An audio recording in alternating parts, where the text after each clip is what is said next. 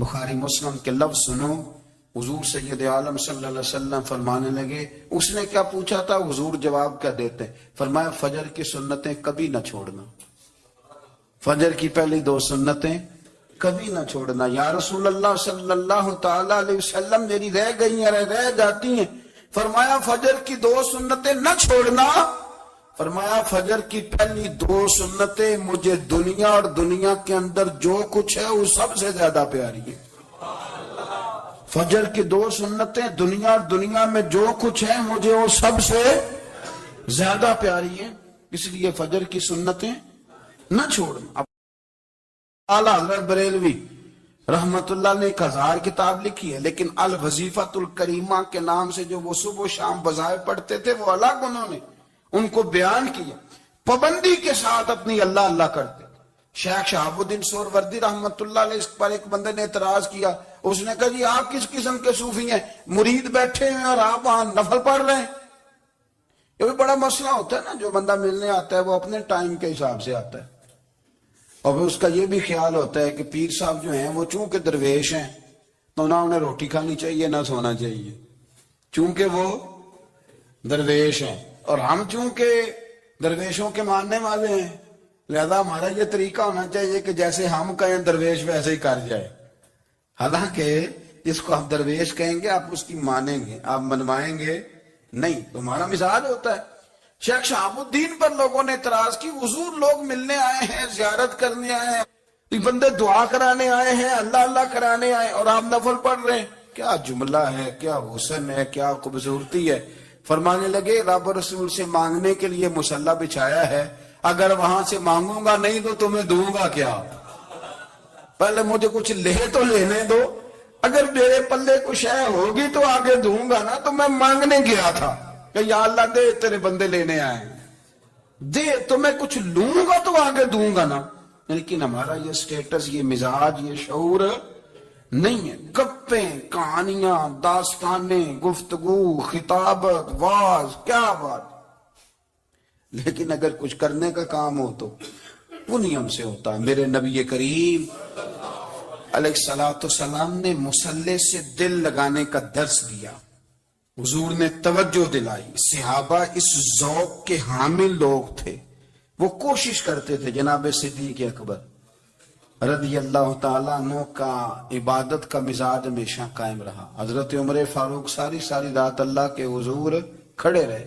حضرت عثمان غنی رضی اللہ تعالیٰ عنہ عشاء کی نماز پڑھ کے 2 رکعتوں کی نیت باندھتے تھے، 15 سپارے پہلی رکعت میں پڑھ دیتے تھے اور 15 سپارے قرآن مجید کے دوسری رکعت میں پڑھ دیتے تھے۔ آپ نے نا حضرت عمر فاروق کے وصال کے بعد ان کی ایک بیوہ سے نکاح کیا،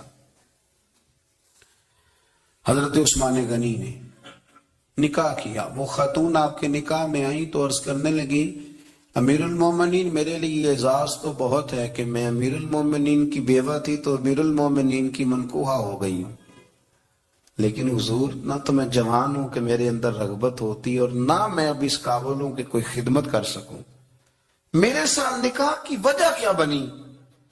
تو عثمان غنی رو پڑے، فرمانے لگے میں نے عمر فاروق کو مسجد میں اپنے رب سے ڈرتے ہوئے دیکھا ہے، میں نے اسے روتے ہوئے دیکھا ہے، عدل کرتے دیکھا ہے، انصاف کرتے دیکھا ہے، امت کی خیر خواہی کرتے دیکھا۔ تمہارے ساتھ نکاح اس لیے کیا ہے کہ تم مجھے یہ بتاؤ کہ عمر فاروق گھر کے اندر اپنے رب کو کیسے راضی کرتے، گھر کے اندر کیسے راضی کرتے تھے، وہ طریقے بتلاؤ، تم بتاتی جانا اور میں بھی اسی طرح گھر میں عبادت کروں۔ میرے رسول کریم علیہ السلام نے ارشاد فرمایا، حضور فرمانے لگے جس گھر میں اللہ کا ذکر ہوتا ہے وہ گھر زندوں کا ہے، اور جس گھر میں رب کریم کا ذکر نہیں ہوتا وہ گھر زندوں کا نہیں ہے۔ گھر نہ ہم نہ کتابوں میں پڑھتے ہیں کہ ایک بزرگ کہتے ہیں، حضرت فضیل بن عیاض کہتے ہیں کہ میں ایک گلی سے گزر رہا تھا تو گھر کے اندر کسی قاری صاحب نے قرآن کی آیت پڑھ دی، وَلِمَنْ خَافَ مَقَامَ رَبِّهِ جَنَّتَانِ، میں تے میرے کانوں سے ٹکرائی تو اللہ نے میری کایا ہی پلٹ دی، میں توبہ کر گیا۔ اب گھر کے اندر سے آواز آئے تو صحیح نہ تلاوت کی، پر اندر سے آواز آتی نہیں، یا ڈیک بجنے کی آواز آتی ہے، یا ٹی وی چلنے کی آواز آتی ہے، یا دھوم مچانے کی آواز آتی. عبادت کا وہ جو خاص شوق تھا، وہ جو حسن تھا، وہ جو توانائی تھی، وہ جو بات تھی. ایک جگہ پہ ہم بیٹھے تھے تو وہاں ایک صاحب آئے اور انہوں نے آتے ہی کہا کہ مہربانی کریں ذرا مجھے مصلی دے دیں، میرے نہ کچھ نفل رہ گئے. تو میں نے وضو کر لیا تو کوئی مصلی مل جائے. مصلی انہیں دے دیا گیا، وہ مصلی لے کے چلے گئے. تو پیچھے ایک صاحب نے تبصرہ کیا، کہنے کتنا ریاکار بندہ ہے، لوگوں کو دکھا رہا ہے کہ میں نفل پڑھتا ہوں. ہے کو بات کرنے والی. میں نے اسے کہا، میں نے کہا تو مہربانی کرنا اس طرح کی ریاکاری تو بھی کر، پکڑ مصلی اور جا تو بھی تھوڑی ریاکاری کر کے آ، اٹھ ذرا شکر کر. کوئی یہ ریاکار بھی ملا ہے، کوئی نفل پڑھ کے ریاکاری کر رہا ہے. اللہ کا میں کہتا ہوں کو پڑھے تو صحیح نہیں یار، یہ کوئی دور ہے نفل پڑھنے کا؟ اس میں تو لوگوں کا مزاج ہی نہیں، طبیعت ہی نہیں. میں نے کہا چل مہربانی کر، یہ لے مصلی اور تو بھی جا تھوڑی سی یا کر یا ریاکاری کرو تو صحیح نا. مزاج ہی نہیں، ذوق. جمعے کی نماز پڑھ کے یوں دنیا بھاگتی ہے، او ہو پتہ نہیں کون سی پیچھے آگ تھی جو بجھائی جائے گی. اور آج تک لوگ مسئلہ پوچھ رہے ہیں کہ جمعے کی بعد والی سنتیں کتنی ہوتی ہیں. میں نے کہا کتنے سال ہو گئے جمعہ پڑھتے، کتنے سال ہو گئے، ابھی تک سنتوں کا نہیں پتا. ابھی تک نہیں علم کے پہلے کتنی رکھتے ہیں اور بعد میں کتنی رکھتے ہیں. فجر کی سنتیں کب پڑھنی چاہیے؟ سنو فجر کی سنتوں کے بارے میں. میرے رسول کریم سید عالم صلی اللہ تعالی علیہ وسلم سے ایک صحابی نے پوچھا تھا، حضور میری فجر کی سنتیں رہ گئیں یا رہ جاتی ہیں تو حکم کیا ہے؟ کیا انداز ہے حضور کا، اپنا ذوق، اپنی طبیعت. ہم نے نا ذوق غلط بنا لیا.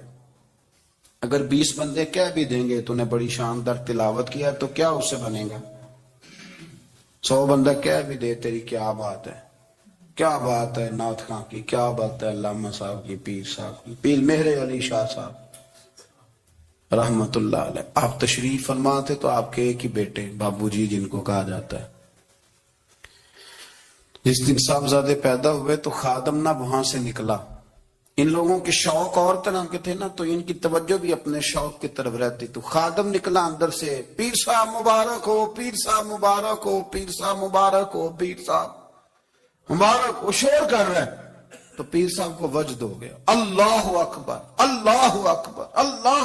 وہ کیا ہوا، کس بات کی مبارک دے رہے ہو؟ عرض کی حضور اللہ نے بیٹا دیا.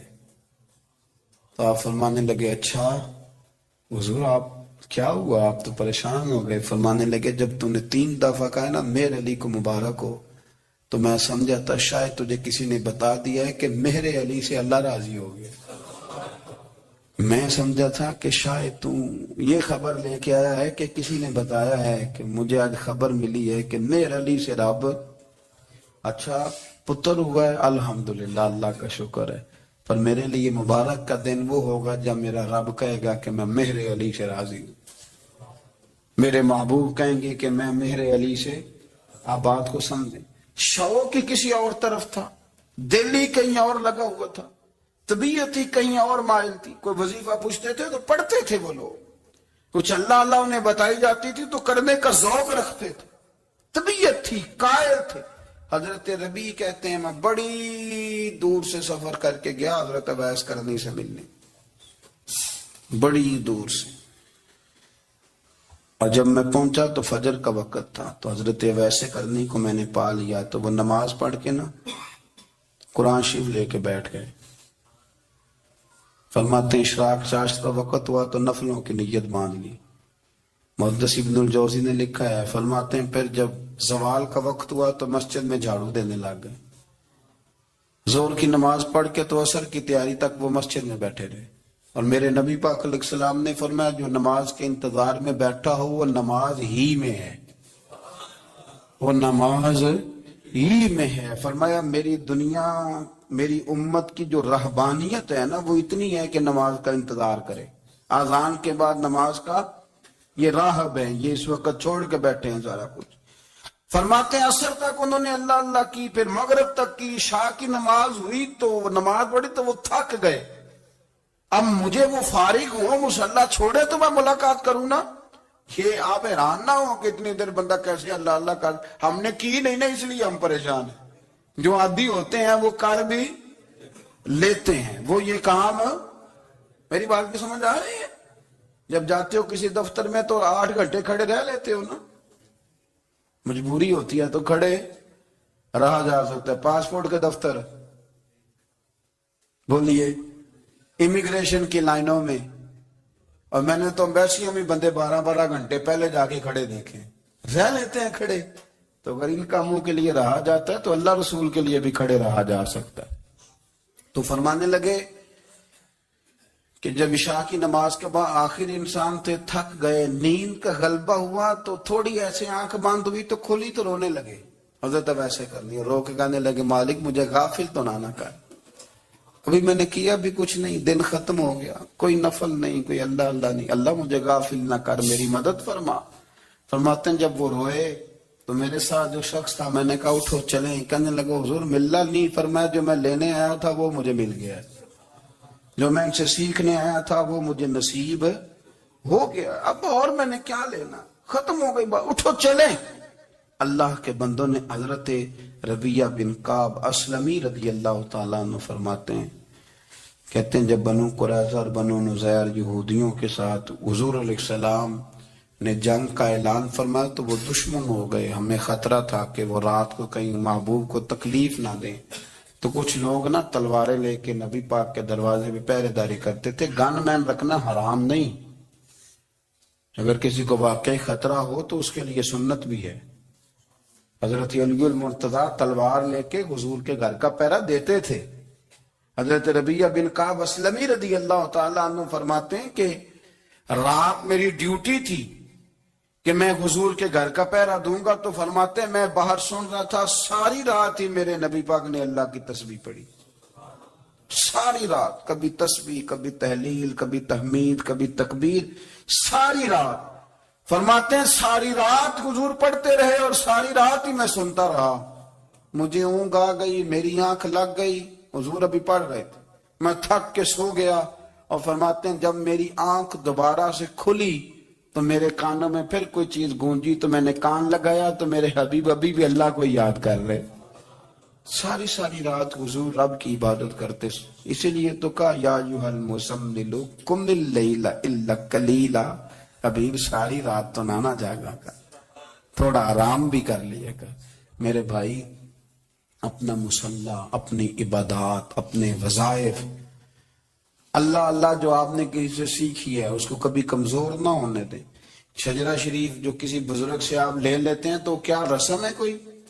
اس پہ کچھ لکھا ہوتا ہے، وہ پڑھنے کے لیے دیا جاتا ہے، اس پہ لکھا ہوتا ہے کہ یہ اللہ اللہ آپ نے کرنی ہے۔ ساری زندگی کسی اسکول میں داخل ہو گئے اور وہاں جا کے آپ نصاب ہی نہ پڑھیں، کتاب ہی نہ کھولیں تو پاس ہو جائیں گے؟ وہ کہتے ہیں میں 20 سال جاتا رہا ملا کچھ نہیں، تو آپ نے لیا کیا ہے؟ ایک اتنی سی کتاب تھی، اس کو تو کھول کے آپ دیکھ نہیں سکے، اس کے وظائف تک تو رسائی نہ ہوئی، اس لیے کہ اللہ اللہ کرنا مشکل ہے اور تصویر کھچانا یہ آسان کام ہے۔ تو جو آسان ہے اس طرف ہماری توجہ لگی رہتی ہے اور جو مشکل ہے اس طرف ہم ذوق پیدا نہیں کرتے۔ یا ایھا الناس اعبدوا ربکم الذی خلقکم والذین من قبلکم لعلکم تتقون، اے لوگو اس رب کی عبادت کرو جس نے تمہیں پیدا کیا اور تم سے پہلوں کو پیدا کیا، اس لیے عبادت کرو کہ تم پرہیزگار ہو جاؤ گے۔